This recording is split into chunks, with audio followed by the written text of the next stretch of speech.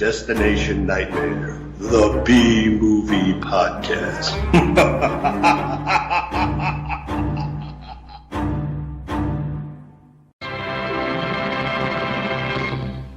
Get your cold feet off my back. You don't need all the covers, do you?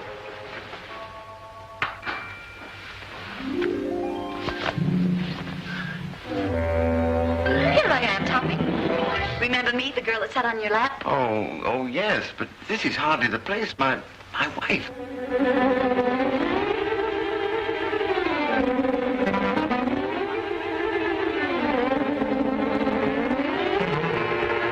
I'll go, but every hair in my coat is standing on end.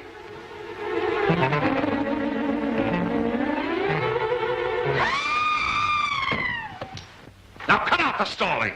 Who killed Gail Richards? Pick him out. In the first place, the girl they wanted to kill was Miss Kennington. Well, never mind who they wanted to kill. Who done it? I hate to go up those stairs.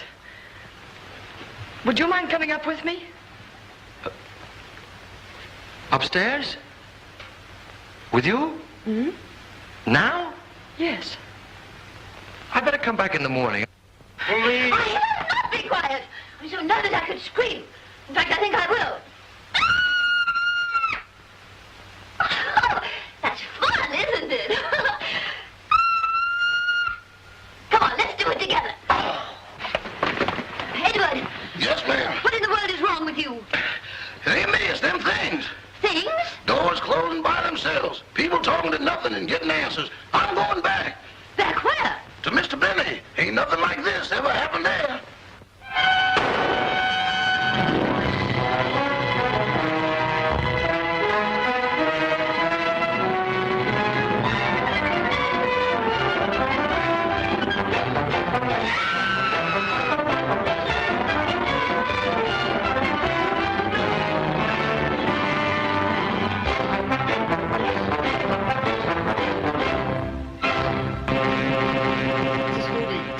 Confusing. Oh, big time. Oh, big time. Yeah. I mean, there's a lot. I mean, it's like a screwball comedy or something like that. Except, it's well, the movie's Topper Returns. You might as well get this started or whatever. Starring Joan Blondell, Eddie Rochester, Carole Landis. Anderson, Carole Landis. Roland Young, who was Topper. Who was in Topper in all these movies. I think there was 3 of them. This was the last one. Billie Burke, who played Glenda the Good Witch in Wizard of Oz. Oh, is that who that was? Oh, okay. Yeah. Patsy Kelly, who played a lot of... she's a comedian. Yeah, she's a movie comedian. Played a lot of maids and stuff. George Zucco, bad guy. Yes, George Zucco. I think he ended up in an insane asylum or something. He had a sad ending or whatever. Dementia or something like that. Something like that, yeah. And I guess the first Topper was about a couple, again, he died in a car accident, and then they, for some reason, they didn't go to heaven or hell, because I don't know why. They didn't do enough on Earth. So, yeah, they didn't do enough on Earth. They didn't do anything, really. They were just idle rich. So they went and they decided to, goof on Cosmo Topper. Whatever. It's like Cary Grant and Constance Bennett or somebody like that. I think it was Joan Bennett's sister or something like that. I don't know. I mean, then there was Topper. I never saw the second one. Topper Takes a Trip. I never saw that, but I did watch this one before, and I saw it had cool people in it. So, and I saw it had like a bit of a horror element to it. There's like a castle and a guy all in black and ghosts and all this stuff. So I said, this might be fun. But it is confusing. It is. There's a lot of goofy things going on or whatever. Yeah. I mean, especially like in the middle of the movie. And a lot of stuff that doesn't really make sense. The ghost. She interacts with some people, but not others. She's looking to solve her murder. Yeah. But she didn't know she was murdered until. No, she didn't know at first, but. But then when Topper, she went to get. Well, anyway, it starts off with like these 2 girls in a fancy taxi, and they're heading towards some house, and there's a sniper, like on the side, and he's going to shoot him, but he ends up blowing their tire. The car does 180, and they're alive. They get out, and you see there's a driver. Then there's the girl, the one blonde, who's the girl who's the heiress to the estate, because she turned 21. We find out later, and her friend is Joan Blondell, the smart talking, snappy gal or whatever. Wisecracking Girl Friday friend, that kind of thing. So the car's on the side, and they got to get there. So they go over to the side of the road and they start trying to hitch a ride, and nobody's picking them up, and they lift up their skirts and nobody's picking them up, and then finally I think they just stand in the middle of the road. They're sitting on their suitcases in the middle of the road. And Topper stops. Yeah. Topper in Rochester, who was Jack Benny's driver, and he made a comment about Jack Benny in the movie. It's like when things are getting real crazy. Back to Mr. Benny. I'm going back to Mr. Benny. So anyway, they pick him up, and they want to be taken to the castle, whatever it's called. I forgot what the name of it was, but the Carrington Mansion. Carrington, yeah. And Topper's like, well, I don't know, and they're like, come on. They just jump in and sit on his lap, and as they're driving, right, Topper's wife sees, him on their lap, and she's like, what the hell is going on here? Yeah, they have to drive by, because apparently the Carrington Mansion is close by to the Topper house, so they drive by, and like Topper's wife is outside with the maid waiting, and she sees him with the girl on his lap. She's like, oh, he's having an adventure with a young woman. Oh, she's all like. And the Carrington house is like this like dark mansion, gloomy, gothic, we're like, okay. Yeah. So they drop him off. Yeah, drops him off. And then and then the main girl, she's like greeted, and then you find out that her father, who she's never met before, I don't think, right? She never met him before, right? They were separated, and the girls were living in China or in the Far East or something like that. Yeah, in China. Yeah, apparently the mother and the business partner died in some cave-in, because he's some kind of excavator or whatever. And the mother, because she lived in China and liked China or the East, she wanted her. The Far East, right? It could have been Japan, for all you know. But he was too sick to travel to see them. Oh, that's right. He didn't see them. Yeah. So this is where it starts getting real convoluted with all this stuff. So anyway, so he tells her that, well, it's your 21st birthday, you're going to get everything now, and she's like, oh, that's great, blah, blah, blah. And then as she leaves, like, the chandelier falls on her, and you're like, what the hell? Yeah, it nearly hits her. Nearly hits her, and it's like, uh-oh.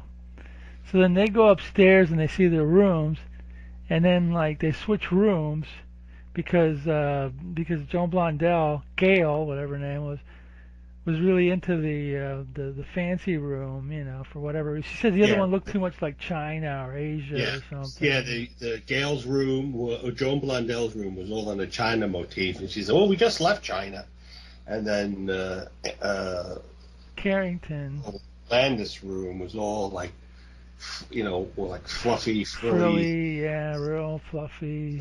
Yeah, so they switch rooms. Right.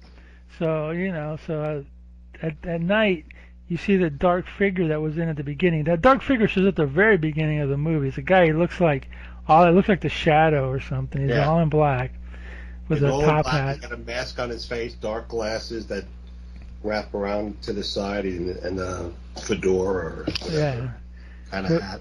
So he shows up in Joan Blondell's room, thinking it's Anne or Carrington, the daughter, and he opens up the window, and a draft comes in, and Joan Blondell wakes up, and when she wakes up to close the window, he stabs her and kills her, and he leaves.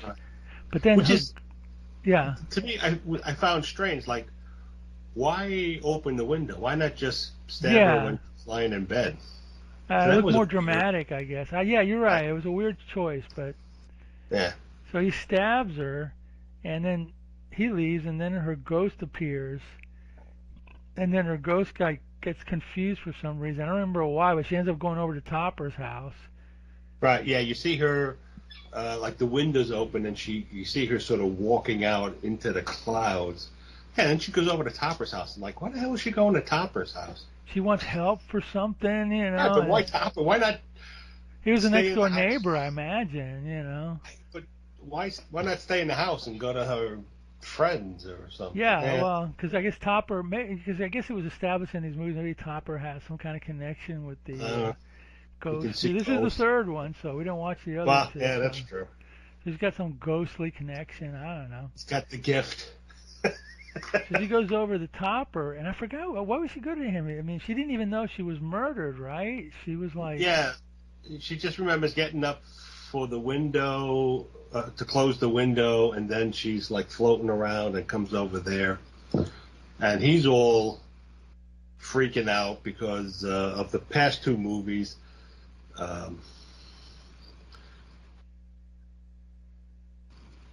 You know, for some reason only he seems to be able to see him. Well, they it's convenient. also decide when they want to be seen and not seen, because Right. there's parts where she's like, you know, but it's like, why doesn't she show herself to everybody? You know what I mean? It's a weird one. It's not his own weird logic or whatever. Yeah, it probably would have been a short movie, because if she Yeah, showed exactly. herself at the top and said, "Hey, I'm murdered," Yeah, you know, right. then none of the hilarity would have ensued. Yeah, exactly. You know.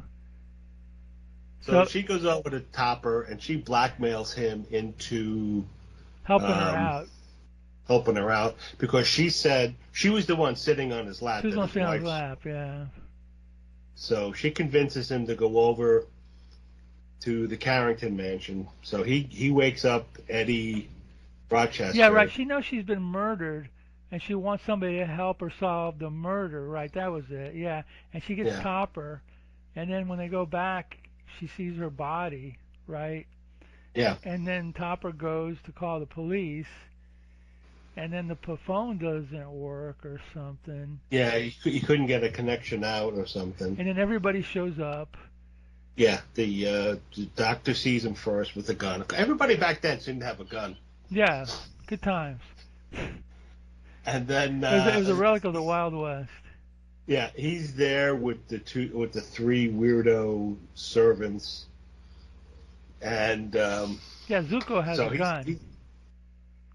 Zuko had the gun. So he's telling them that there's a body upstairs, and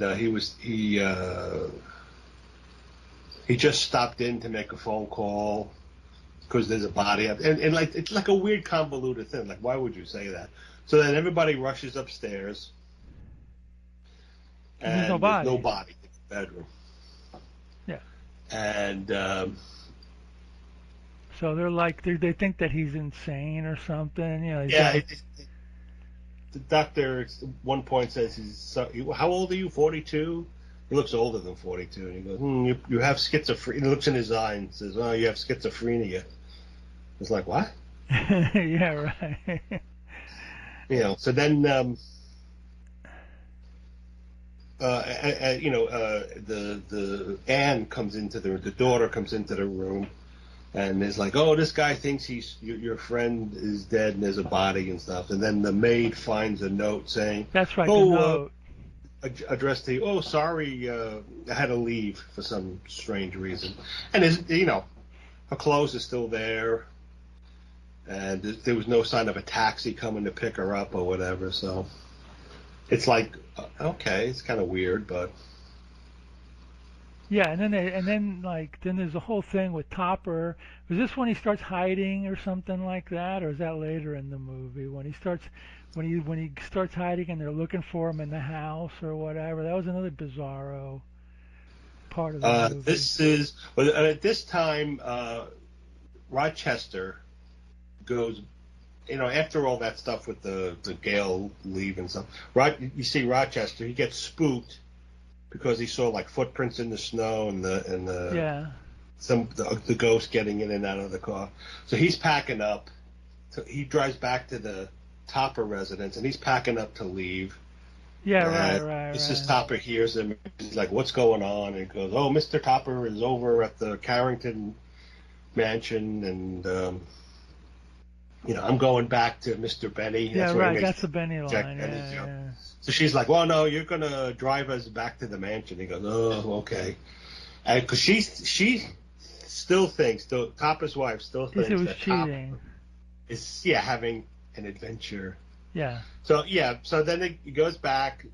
Topper's trying to convince everyone he saw a dead body, and they need to call the police. And they're like, "Well, there's no evidence of a dead body, so you got some weird, something's going on." And people are a bit like, freaked out. Suspicious and freaked out by him. Yeah. Yeah. So then they leave him. I think they're calling the police, or they're going to call the authorities. They're going to do something. So Ann is walking, and then the taxi driver from the beginning of the movie. Yeah, he shows up to collect his fare or something. Yeah, he's knocking at the door because when they got picked up by Topper, he had gone and walked after the taxi crash. He had walked a couple of miles back to a gas station to get help, and they never paid him the fare. So he came looking for the fare, and she's like, "Oh, I'm so sorry. So, can you come upstairs and I'll get the money." So he's a little like upstairs, like a little, because he's a good guy. Right. He's like, "Well, I don't know about it going up to your bedroom and everything." But anyway, he follows her upstairs, and he waits outside to be polite. And so as she's looking for money, the guy in black shows the up. guy all in black with a knife comes, and he's sneaking up on her. And she sees him in the mirror. She screams and faints. And as she screams, the cab driver runs in, and he sees the guy in black standing over. So he runs out the window, drops the knife. So then the cab driver picks up the knife, and then he's looking at the girl, Anne, to make sure she's okay. And everybody else in the family comes running in, and they're looking at her, and then now they're suspicious of him, like, "Who are you? Why do you have a knife?" And it's like, again, weird confusion of what's going on. Weird confusion. And then Mrs. Topper uses the phone and calls the police to report her husband's missing, and tells them there's also been a murder. So now the police show up there, and they start investigating everything, and and Topper and all this stuff. This is a very confusing movie, by the way. I mean, as you can tell by her confusion describing it. Yeah. Yeah. So then whatchamacallit? And then at this point, is this when like the chair deal starts, where like Rochester keeps sitting on the chair, and when he crosses his leg, he keeps falling into the... He sits on one chair that spins around. Right. And then he finds his way down to some cave system underneath the house. And he falls in the water. And he keeps trying to get out. And a seal, for some reason, keeps pushing him back in the water. And it's played for laughs. Like goofy laughs. It adds nothing to the story other than he... well, eventually it leads to something at the very end. Yeah, so he's down in the water, and he sees some...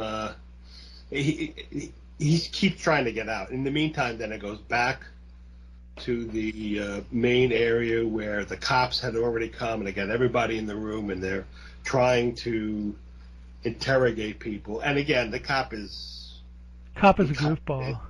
Stupid. There's just some funny lines here and there, but. And then Gail, the ghost, she while Topper's talking to all these people, she steals a gun from the police chief and gives it to Topper. And then Topper has everybody go into the refrigerator or something like that. Yeah, he locks them in the refrigerator. And then also in the scene with the cop trying to interrogate people, she sees the maid or whoever she is try to burn a letter, and Gail goes, rescues it. Yeah. And then they end up in the kitchen for some reason.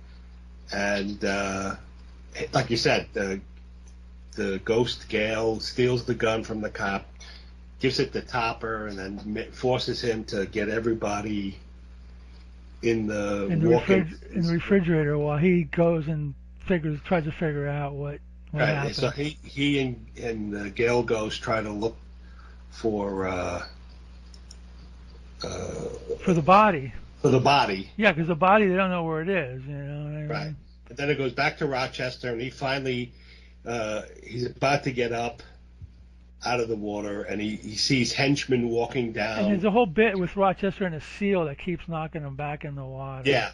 So after the seal leaves, Rochester goes to get out of the water, and he sees some henchmen with Gale's dead body coming down some railroad tracks or something, like a mine kind of thing, and they get in the boat, and then they sail out, and the cave has an opening to the sea, and they sail out, and there's a waiting ship out in the waters. So then Rochester gets up, and he finds a way up into, like, I don't know, the basement or something, as the ghost of Gale and Topper, come into the room, and they see an opening, and they're about to, because they don't know it's Rochester, so they're about to hit him on the head, but. Right, when they're opening up the trap door, yeah. Yeah, right. so he tells him there's something, like there's a boat down there, and they took the body there. So Rochester, Topper, and Gale Ghost go down into the cellar, and then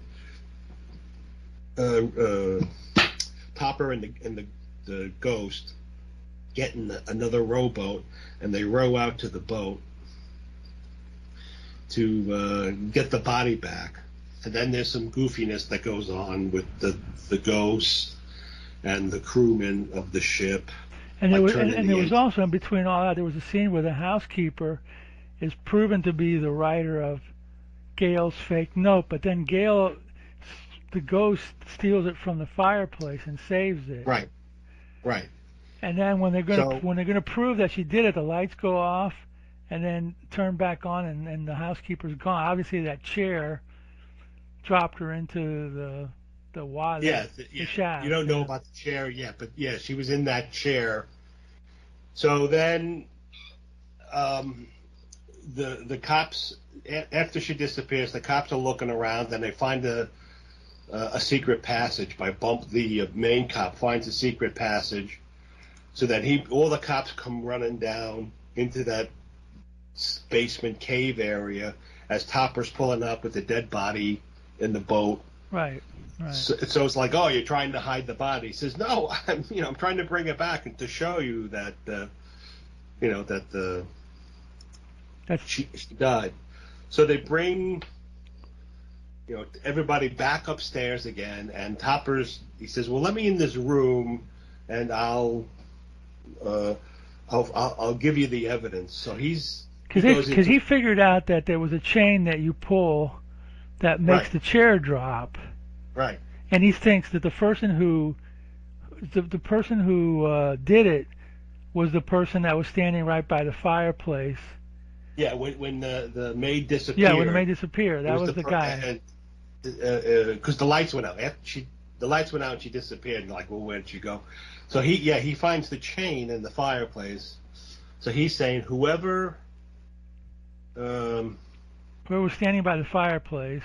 Standing by the fireplace is the one who dropped Lillian into to hide the evidence or whatever, and that has to be the killer. George Zuko is standing there, and so you think he's because George Zuko's playing it all creepy and weird and stuff. Oh yeah, like usual. Yeah. So Topper has a copy of the letter that Gale supposedly wrote, and something that the maid wrote, and says, well, look, this proves that the maid wrote the letter and stuff. So then he's sitting in the chair, and he's telling, well, I know who did it. And he's saying who was ever standing by the fireplace. By the fireplace was the one. And he gets up and he's talking. He says, there's a chain. If you pull there, The chair falls down and the yeah, the person chair goes falls. into the drink or whatever. It's And the funny cop how says, Lillian "Oh." didn't make it, but Rochester fell down there like 3 or 4 times. I guess he must Yes, have been yeah. strong. That's how they discovered it. Because it was a hell of a drop too. The way they did the effect, it's like he's dropping like 40 or 50 feet into the water or something. Head first, too. Head first, yeah. So anyway, Backwards. and there was a way to lock it, and apparently whoever pulled the chain didn't lock it. That's how Rochester kept falling back, and that's how they discovered the chair was really like a trap door. So anyway, Topper gets up, and it looks like he's confronting George Zuko, and George Zuko says, "Yes, but when the lights went out, I wasn't standing by the fireplace. I was standing over on the other side of the room. I think the butler was standing here." And then the butler looks all guilty and goes, "Well, I wasn't standing there. I was standing on this side of the room. I think Mr. Carrington, Anne's father, was there." And then suddenly, Anne's father pulls out a gun. No. Before that, no. Before he pulled out the gun, he's like, "Oh yeah." he sits at the chair like to prove that he goes and sits on the chair. I forgot why he did it or whatever, and he says like, "Look, I was there, but I didn't do anything, you know." So then Topper walks over to where the chain is, and he goes to pull it. He goes to pull the chain, and then all of a sudden, that's when he's like gets into. That's when Mr. Carrington gets nervous and gets up. And he goes, "Okay, yeah, that's right, I did it," you know. And then he says he's not really her dad. Her dad died. He was the business partner or something like that. Yeah, it wasn't the business partner who died. It was the father. Yeah. And he just took place to get the fortune, and he was trying to kill Anne so he can get all the money. So he escapes. Right. There's hidden panels and everywhere. This is like an old dark house movie with all the panels and all the bookshelves that twist and all that stuff. So he escapes, and there's that through like a panel where books are, and then that ends up in the garage. So he climbs out, jumps in the car, and he's driving away.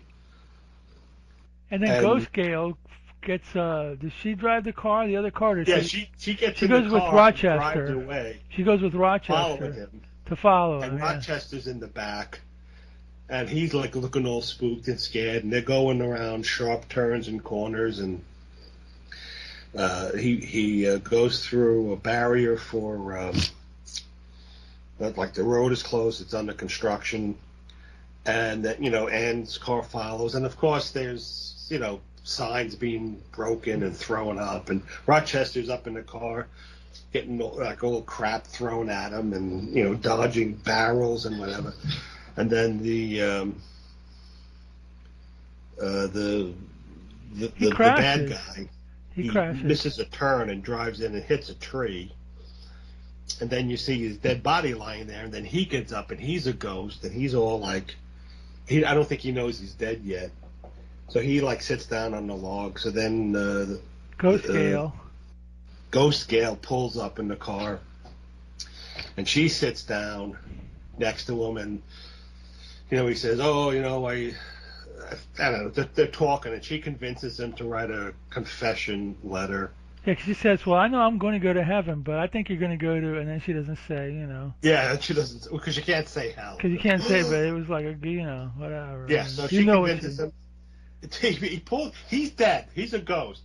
He pulls an envelope or a piece of paper and a pen out of his pocket. A ghost pen and a ghost envelope. And a ghost pencil or pen, and he starts writing. And then somehow that ghost note becomes real. So by that time, everybody else pulls up, and the police are looking for the guy, and they find him, and he's dead. And in the meantime, Ghost Gale gives Topper the letter, which he then gives to Anne, and she finds out that for real he was the one who killed everybody, and he was and then it ends with Rochester sitting on the log, and then the evil ghost guy apologizes to him, and then Ghost Gale apologizes for dumping him in the water or something like that. And said, "Oh, we did a good job." And then, well, before that, you see Topper and his wife and the maid get in the car and they drive away. And then, like, in the meantime, Rochester, who says, I quit, I'm not doing this, I'm going back to Mr. Benny, whatever.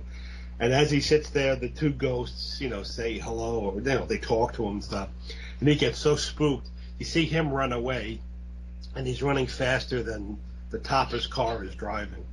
And then it ends. It's just goofy movie. Yeah, a lot of it was just setups for goofy, funny scenes that didn't really do anything to help the movie along. It was just like a comedy. And let's put them in this situation so we can make this joke. Let's put them in that situation so we can make that joke. Yeah, pretty much. Yeah, that's the way it felt like. You know what I mean? The jokes were good. I laughed. I enjoy it. It was enjoyable, but it was kind of like, I don't know. A lot of these old movies, as much as I love them, not that the new movies have their own logical faults, but some of the old ones were really goofball. You know what I mean? You really have to defend. They're really, and they're fantasies. And they're written like for a different time. Yeah. Yeah, and some of the having the maid get spooked and scared and do silly things, or having the chauffeur or the butler, that was like a standard source of humor. And Rochester doing his bits and all that stuff. I'm surprised they didn't have a dog. Well, the original ones, in the TV show, they had a dog. There was a TV show with Leo G. Carroll, and they had a dog, a ghost Saint Bernard too. I remember. And you would see like the dog liked to drink, so he was always getting into Top's liquor cabinet, and everyone, you would see like the eyes do like the animated spinning because it was drunk and stuff. I haven't seen that TV show in a million years, so I don't. Yeah, I just watched it a couple of months ago. I watched an episode because I was like looking around and I'm like, oh my God, Topper! It was goofy. It was as goofy as this movie is. As this movie, just. So, all right, how are we going to how are we going to show that the ghosts are here? Shh, all right, we'll do this, and so the story didn't necessarily make any sense. It was just to let's string these events along and use our ghost budget up. Yeah, it had good people in it. It had like a goofy plot. It had like, they had like all the tropes of like a mystery old dark house movie or whatever. It had cool things, but oh man, and it went on too long too. An hour and a half. They could have like cut like 10 or 15 minutes out of it easily. Usually these movies didn't go that long. Back in those days, they were like 75 minutes or something like that, so. This one was 88 minutes? Yeah, it was pretty long for 1941. Yeah, it was close to, no, this one was an hour and a half. 90 minutes. Okay. 120, 1 hour and 28 minutes. Yeah, that was usually, 75 minutes maybe, 90 minutes was already... Yeah, 90 minutes was already reserved for like a more of a dramatic movie, maybe, or something more. Like Ben-Hur, or Well, something. that was later, but yeah, like Casablanca, maybe, or something like that from that era, 41. But I just saw the opening credits, and it says Hal Roach presents from the Little Rascals. And Hal Roach is the guy who did the Little Rascals, so that explains a lot. Yeah, all the hijinks, all the shenanigans. Yeah. Now this movie is in public domain because they didn't bother to re-copyright it. So it's one of those movies that it's like, yeah, you can use this one, and it's a good one to use because it's got a lot of well-known people, in it. Yeah. I'm surprised that they didn't, copyright it or whatever. And so the first Topper movie with Cary Grant and Constance Bennett, I read that was the first black and white movie to ever be colorized, so that's very interesting. Really? Wow. I've never seen it. I've seen this movie colorized, and the colorization was really bad. Yeah. It looks better in black and white, a lot better. But it does feel like I mean, I'm looking at your Dracula staircase back there, and it has that same when you go into the Carrington house and you see like the big stairway. It does have that spooky feel to it. It had and it had that spooky, really ghosty kind of feeling to it, and it had George Zucco in it. So yeah, I'm surprised. I'm surprised Bella wasn't a butler. I guess they got Zucco, or Lionel Atwill or whatever. I guess it's not a low budget movie, but I don't know. It's kind of one of those weird ones where it's like it's not low budget because obviously they had stunts and they had sets and they had a house and all that stuff, but it does kind of feel a little bit kind of low budget in a way. You know what I mean? But it's not. I think it was kind of mid-range budget. Yeah, it was the third of a trilogy. Right. A lot of times, like when they made Planet of the Apes, the first one was real successful. Yeah. And when they made the second one, they're like, well, let's make money off it. So they planned the second one, but they lowered the budget. And then for each subsequent movie, even though they were popular, they kept lowering the budget. And the makeup was never as good on in each subsequent one or whatever. Yeah, so maybe the same thing. The first one was real popular, so let's make another one, but we'll cut the budget, and then we'll make a third one, and we'll cut the budget again.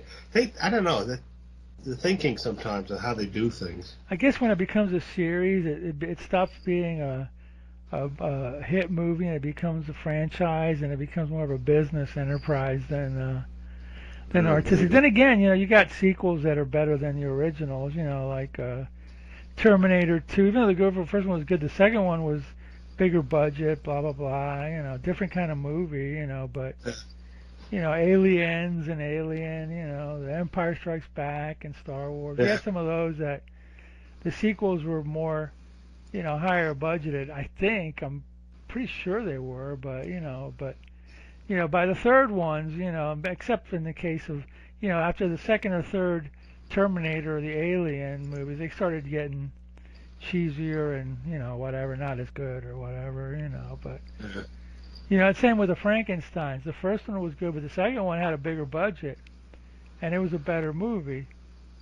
Yeah. Right, and then the third one had a big budget too, but I don't know if it was a better movie. But then after that, it became Ghost, which I like, and Son, which I like, and all that. But I don't know if I would call them lesser budget movies, but became a formulaic thing. And then it ended up with Abbott and Costello meet Frankenstein, which is like everybody's favorite movie in the world or whatever. And I like it too, so I'm not gonna, It's a fun movie. Abbott and Costello were popular but they weren't really scary.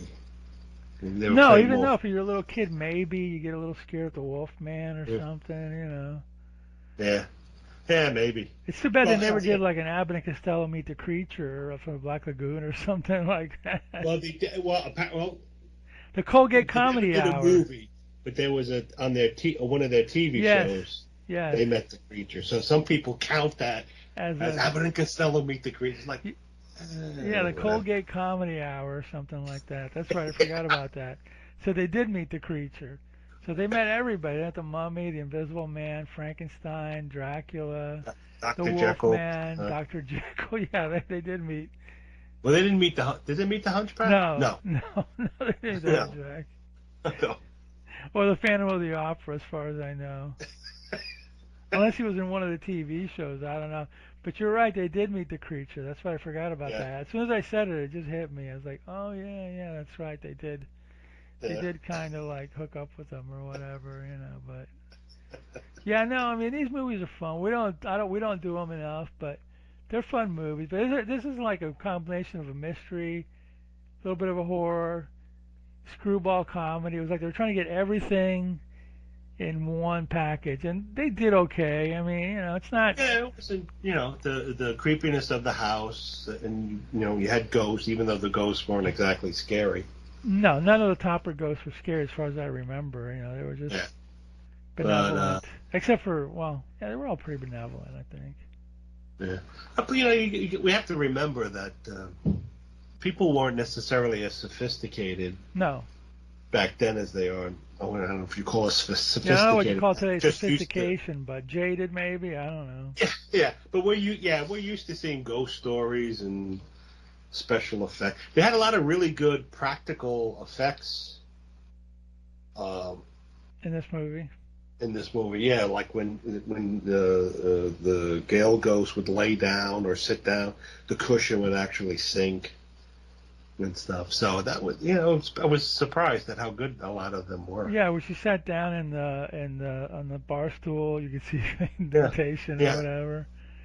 I think if I read correctly, they were nominated for some kind of special effects. Yeah, best special effects. I don't think they won, but they were, nominated for it. Best sound. And I mean, the ghost effect was good. I mean, it had like it was effective. I mean, yeah, you're right. Even when they fall into the water from the chair, that was kind of fun the way they did that and stuff like that. Yeah, that looked. I mean, you could tell it was a model. But it was good for what it was. Back then, it was good for what it was. What? 80 years ago? Yeah, 80 years ago, man. Yeah. And that's like, when Planet of the Apes, you look at Planet of the Apes now, they look obviously like, well, that's obviously a mask. But back then, when that first came out and you could see them like talking and stuff, that was like fantastic. Because you were used to the full head mask of the gorilla. You would see in like Tarzan movies. And they looked all right, but you could tell it wasn't a real gorilla. But, with the face moving and like Roddy McDowell would huff, so his like his mouth, the nose and mouth thing would puff out and stuff. They look pretty cool. Back then, yeah. I mean, now I like not CGI, but I would prefer them to wear masks. Yeah, I would too. I was flipping around YouTube and I came upon there was supposed to be a remake, I think, in the 90s. And, oh God, I saw one that was terrible. Tim Burton directed a Planet of the Apes. No, not that. That was a horrible thing. But there was, I think it was Stan Winston and his son had makeup where, when they opened their mouth, there were little mechanisms in the chimp lips that would sort of lift it up higher. Oh, really? Okay. And it was real. It wasn't a full mask, but it was like the Planet of the Apes thing where there were applications that went on the face and they had greater control and they looked so damn realistic. And that would have been a good movie, but what we got from Tim Burton was... And then we get CGI movies, which apparently are good, but I'm not interested in. CGI people will differ, but I don't find any humanity or any empathy in a cartoon character. They're fun, they're great. They might be really good. I never saw them. I'm maybe prejudging them, but I'd rather see a guy in a suit or something. Yeah, I think the only CGI I really ever really liked was the first time I saw the trailer for Jurassic Park. Okay. I was at a science fiction convention and this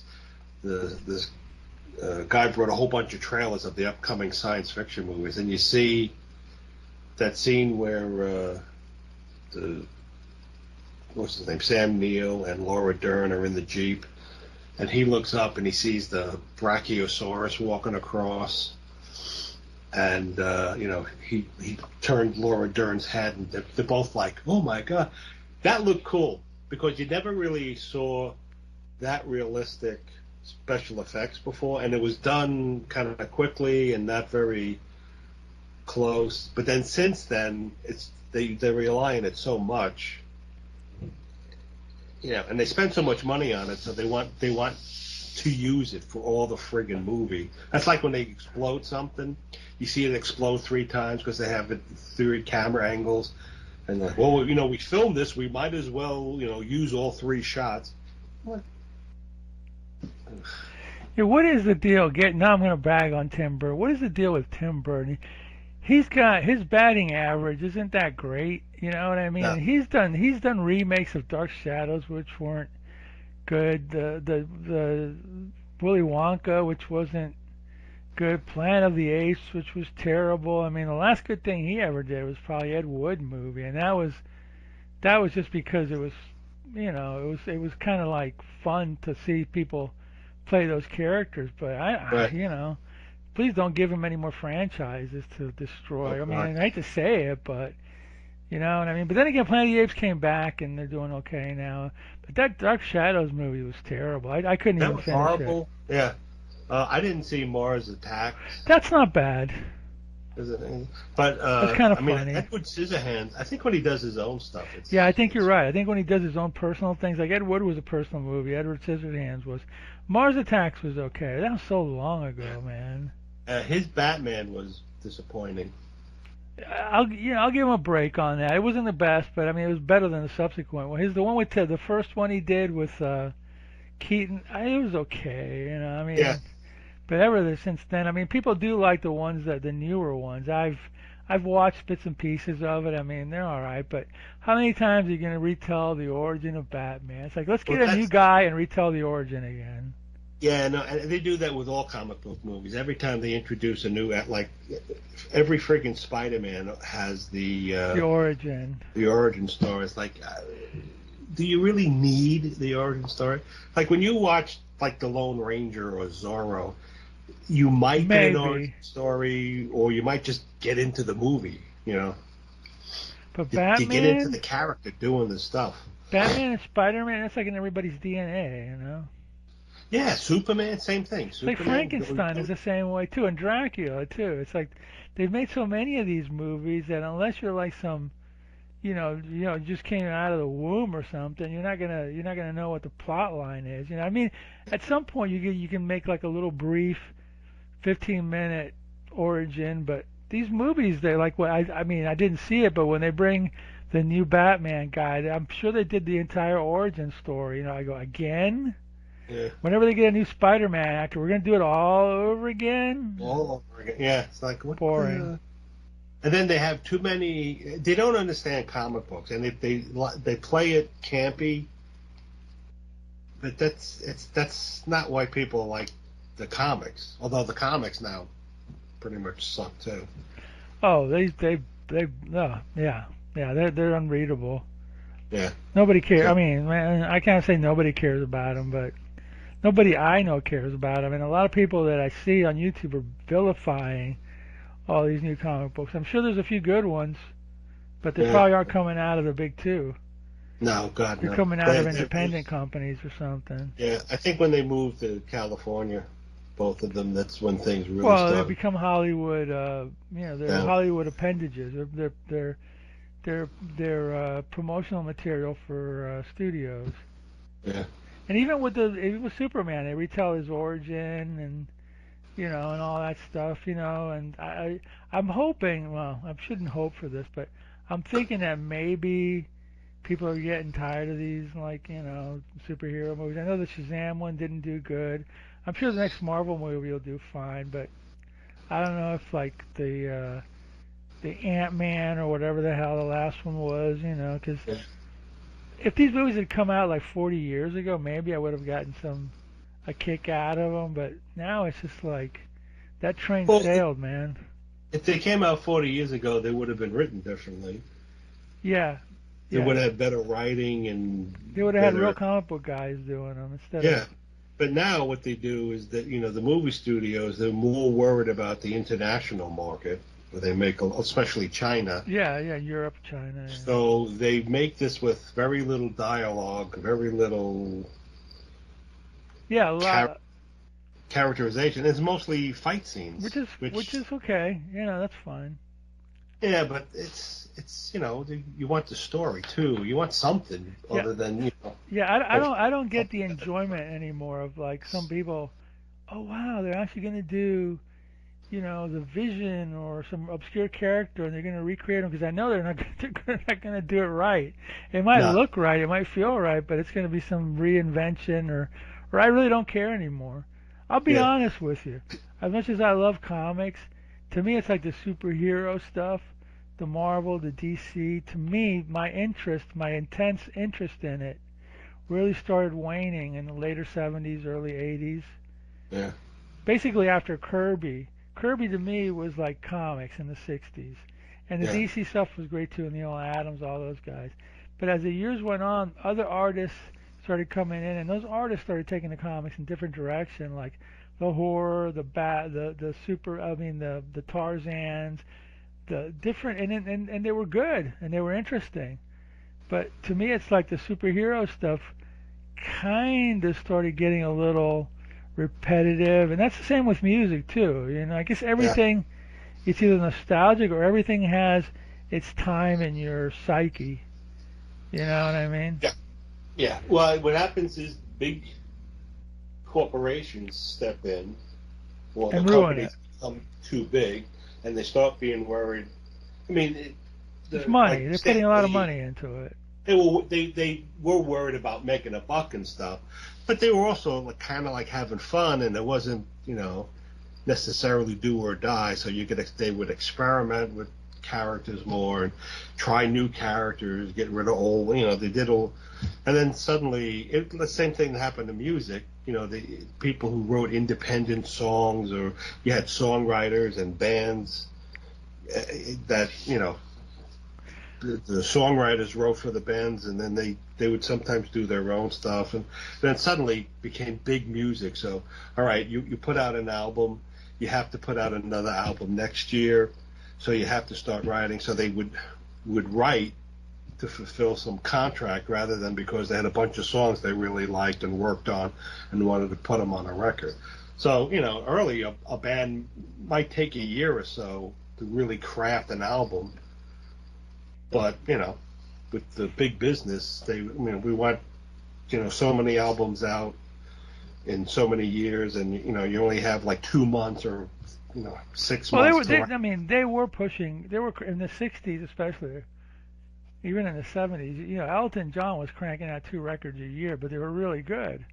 Right. Because he was really talented. After about 6 or 7 records, it started to go like, whatever, pop or a lot more lightweight, but they were really talented, but they had a moment that, everything they did, it was like Midas touch or whatever, but nowadays it's like, I'll give you an example, a YouTube channel they were talking about, they reviewed this young woman reviews records, and she usually reviews classic rock, but then she decided she was going to do a new one with what she considered to be a new super group, which was like 3 female artists that they joined together.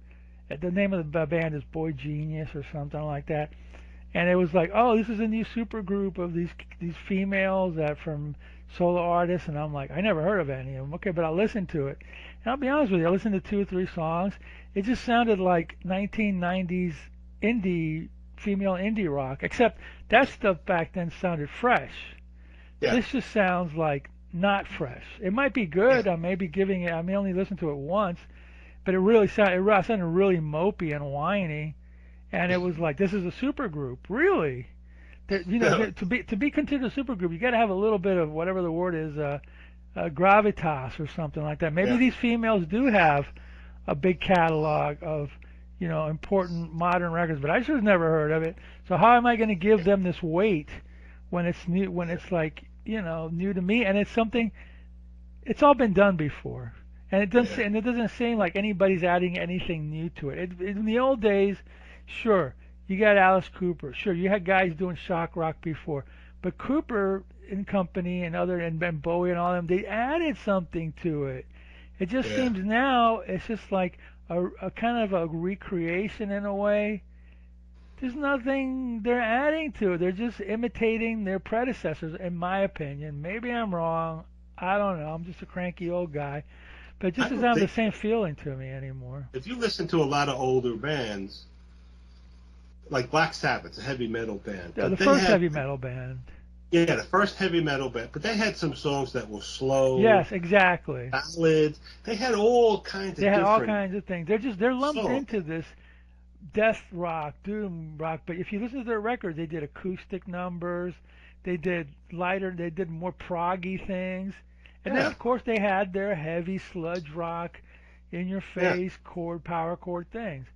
Same thing with Bowie and Coop. They never did.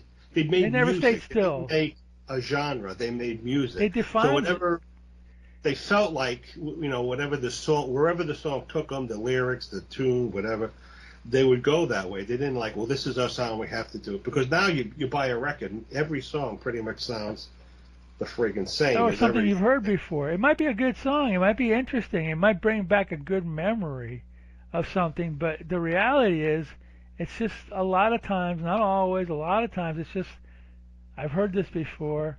I've heard it better. Maybe I'm too old to listen to new music anymore. I'm just saying.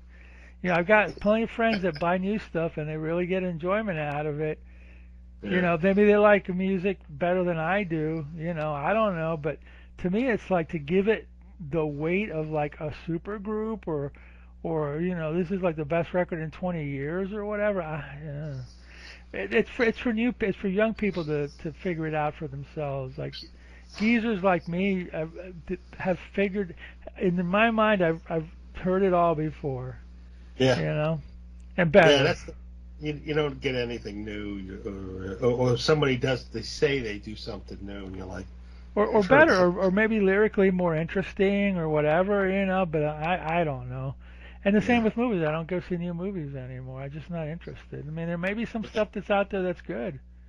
I'm just not interested in it. There's so much old stuff that that I've never seen. Like there's one movie I found the other day, and I brought over, CK's house, and me and him and his cousin were dying of laughter. It was called Miss Leslie's Dolls. It's a movie from '73.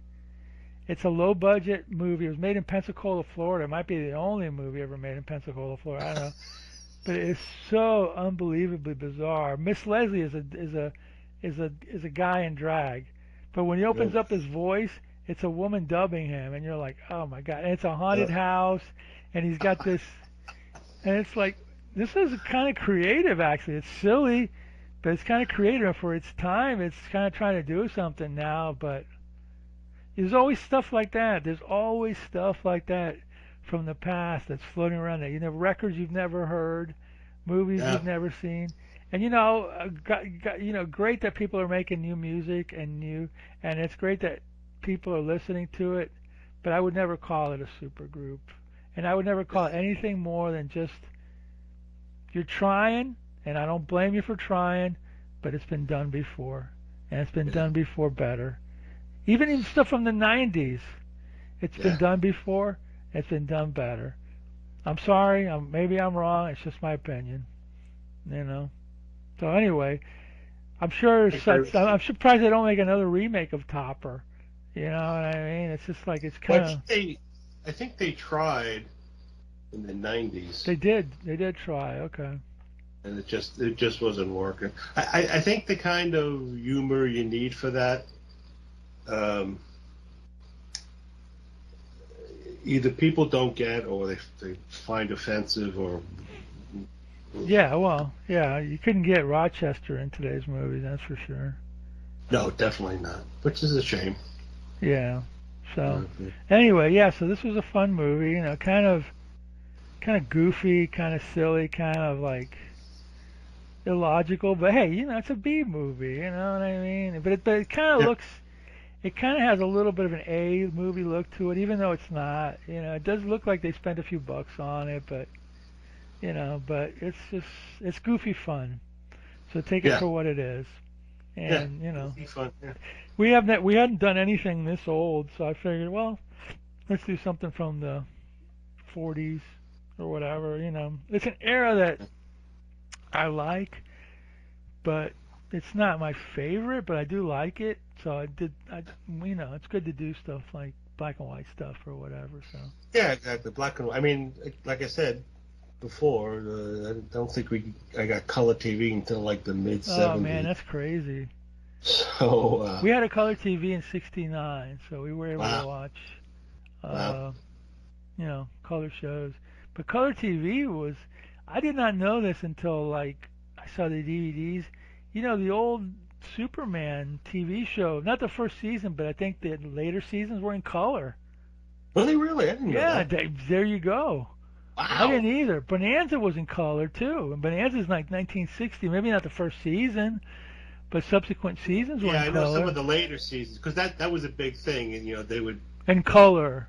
When color, it would be a big selling point. Yeah, like The around only thing I 65 or remember, 66, they started promoting color TV. a lot of people, a lot of like relatives who had color TV or friends, parents, you'd go see the color TV. They would have the color turned up so saturated. I don't know if it was to impress people or because they could see color. Like everybody was like orange and like super saturated. That you couldn't really watch it because it's like, my God, it's hurting my eyes. Oh yeah. It was very bright and shiny, and the Batman TV show would be the example of color used. Yeah. Very vivid and bright. But you know how you can adjust the Tone. color saturation? That they would really like crank it up. I don't know. I guess to brag that they had a color TV or something. I mean, I liked it.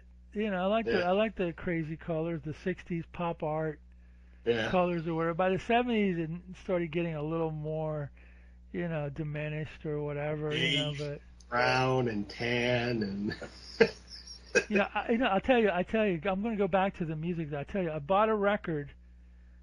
I actually bought it. It came out a couple of years ago. It was the only new record I've ever bought. It was by Amy Mann. It was a soundtrack to a movie, and it was a damn good record. So there is good stuff out there. And the reason why I love this record so much is it sounded like it was a 1970s record. It was just guitar, bass, drums, and piano, and the songs are really good. And Amy Mann has a great voice. So that there still is a chance, you know, to find good stuff out there. But you know, there's so much stuff. There's so much music. It's so over. You know, you can't. YouTube. There's great musicians on YouTube. yeah. I don't want to bag on everybody. I want people to do good stuff. So you know, but Yeah, exactly. I wasn't impressed with this other band. I just, you know, that was just, you know, whatever.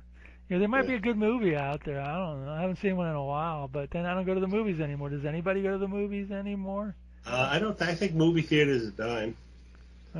I think so For too. one thing, you go, everybody's talking or on their friggin' phone or whatever.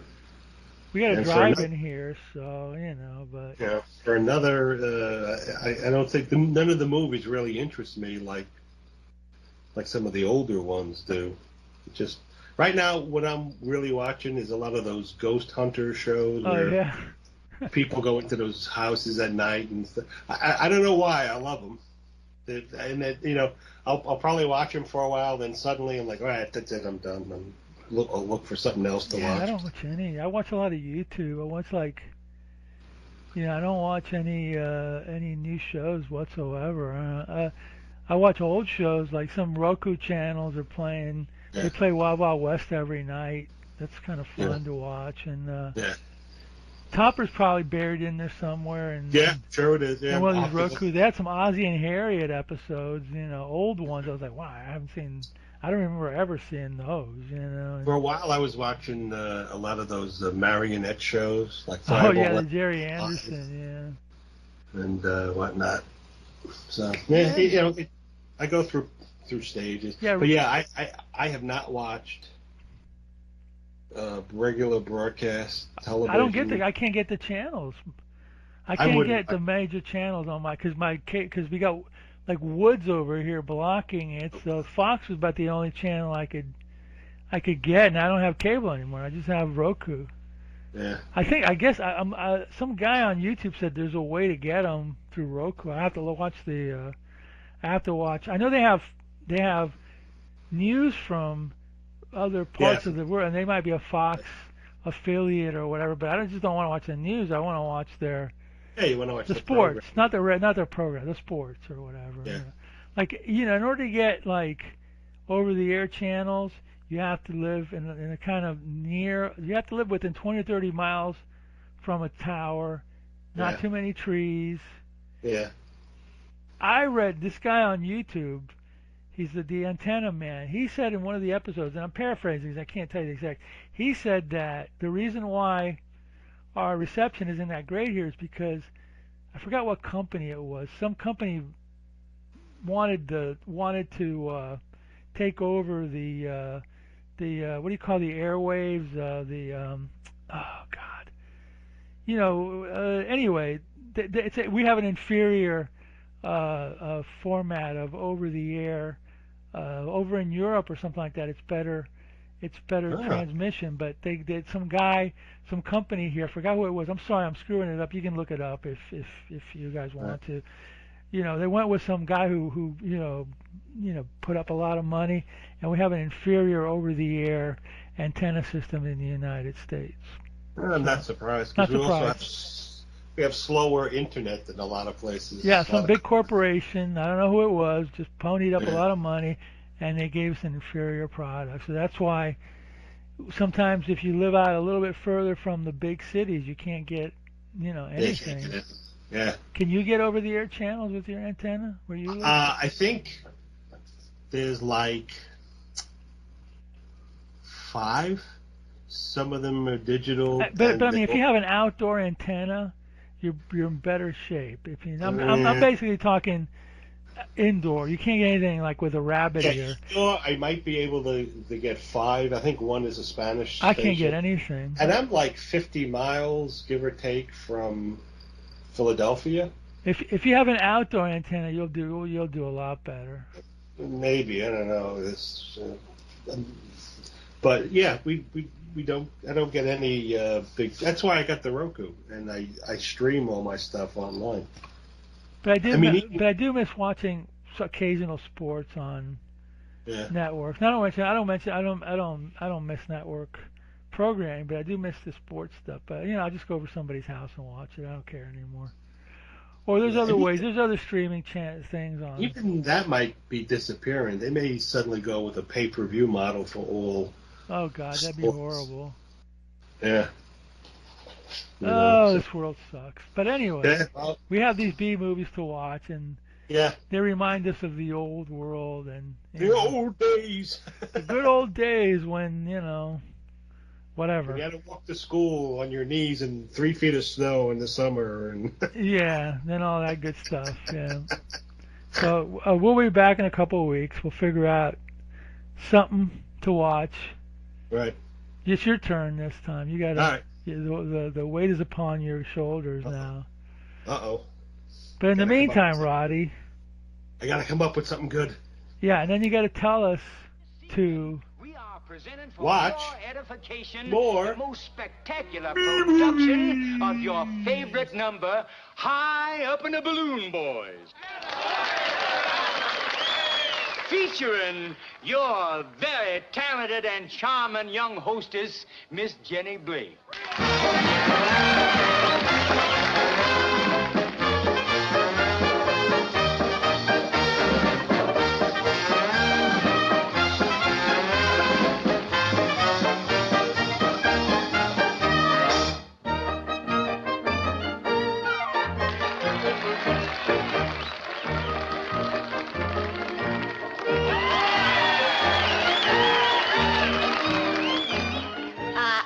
As you know, a Tennessee belle, who did captivate once a magnificent swell.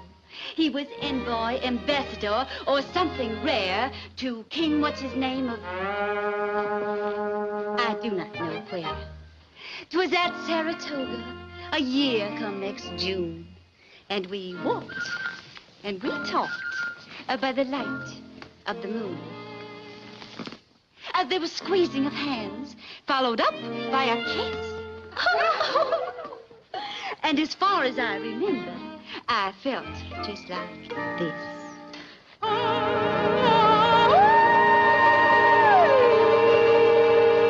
Up in a balloon, boys, up in a balloon, all among the little stars sailing round the moon. Up in a balloon, boys, up in a balloon. There's something very jolly being up in a balloon. Up in a balloon, boys, up in a balloon, all among the little stars sailing round the moon. 18 red wings. There's something very jolly to be up in a balloon. He wore diamonds and a lovely string of pearls. String of pearls. And a tiara full of rubies for her curls. For her curls. But when the Bloomingville was sent through the seas, they sent the ship. By some misadventure he had gone adrift.